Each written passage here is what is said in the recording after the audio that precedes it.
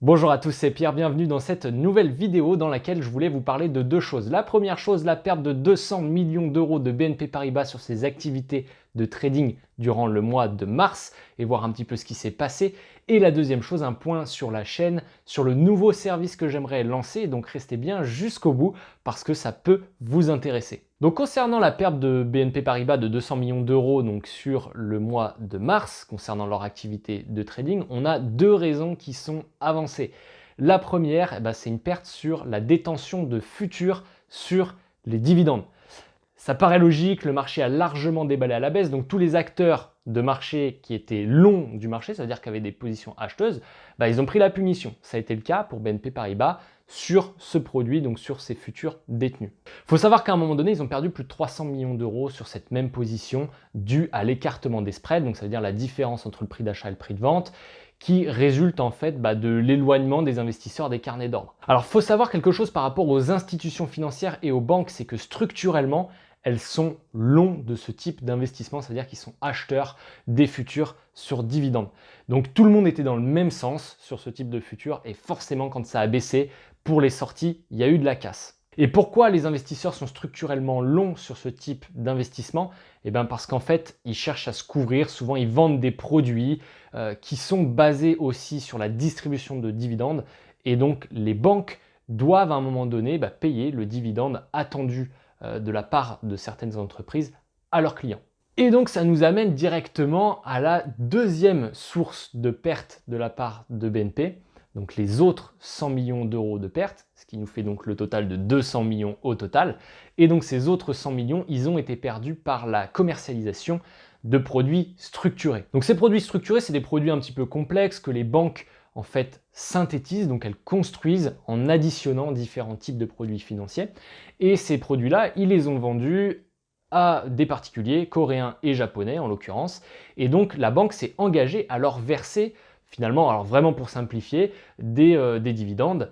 Et ces dividendes-là, ils ne tombent plus. On le voit avec les entreprises qui ont soit réduit leurs dividendes, soit carrément suspendu leurs dividendes. Donc pour la banque, c'est une perte. Voilà donc pour faire très simple les deux raisons qui ont mené BNP Paribas à perdre 200 millions d'euros en l'espace d'un mois sur leurs activités de trading. Ça ne doit pas rigoler en ce moment chez les traders. Alors, je sais, 200 millions, BNP Paribas, c'est pas grand-chose, ils vont s'en remettre. Je ne me fais pas trop de soucis pour eux à ce niveau-là. Par contre, on le sait, je vous l'ai dit tout à l'heure, il y a beaucoup de banques et d'institutions financières qui sont structurellement longs des futurs sur dividendes, donc qui vont aussi prendre des pertes. Donc à mon avis, on n'est qu'au début en fait de ces annonces. BNP a été la première à dégainer, si on peut dire, mais il y aura d'autres banques qui vont annoncer des pertes dues à ces activités de trading, j'en suis assez persuadé. Et il y a des banques que ça va concerner, des banques plus fragiles. On pense aux banques italiennes, on pense aux banques espagnoles. D'ailleurs, si vous voulez un petit peu plus de détails à ce sujet, un peu plus d'informations, je vais en donner sur le groupe Telegram que vous pouvez rejoindre à tout moment. Le lien est dans la description. Ok, donc voilà concernant le premier point de cette vidéo, donc qui est plutôt une anecdote financière finalement, mais qui est quand même intéressante, je trouve.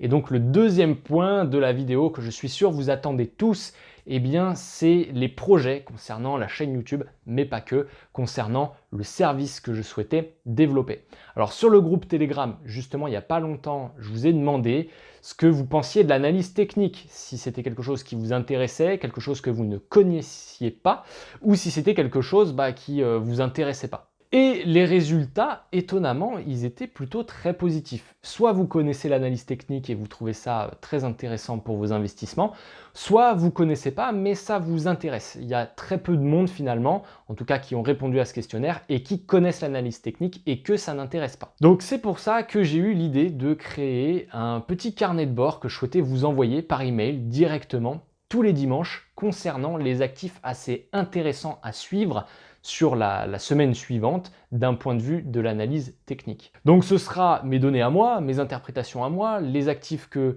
je vais chercher. Alors ça peut concerner les indices, les actions, l'or, métaux précieux, matières premières, le bitcoin aussi pourquoi pas.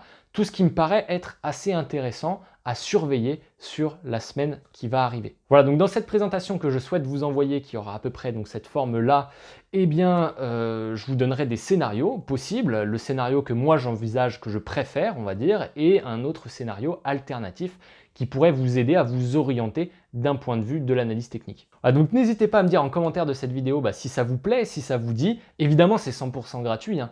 Il suffit de cliquer sur le lien, rentrer votre adresse email et c'est parti. Les dimanches, ensuite, je vous envoie ces analyses techniques que je ferai moi. Voilà, j'espère que cette vidéo vous a plu, j'espère que les projets aussi de la chaîne YouTube vous plaisent. C'est pas terminé, il y en aura d'autres, je vous en parlerai en temps voulu, chaque chose en son temps, étape par étape. Et donc ça me semblait assez intéressant de vous donner comme ça ce carnet de bord hebdomadaire. N'hésitez pas surtout à partager le compte Telegram, la chaîne YouTube et là aussi ce nouveau service, si je puis dire, sur l'analyse technique que je souhaite vous proposer, en espérant que tout ça vous plaît. Et je vous dis à très bientôt pour une prochaine vidéo. Ciao, ciao.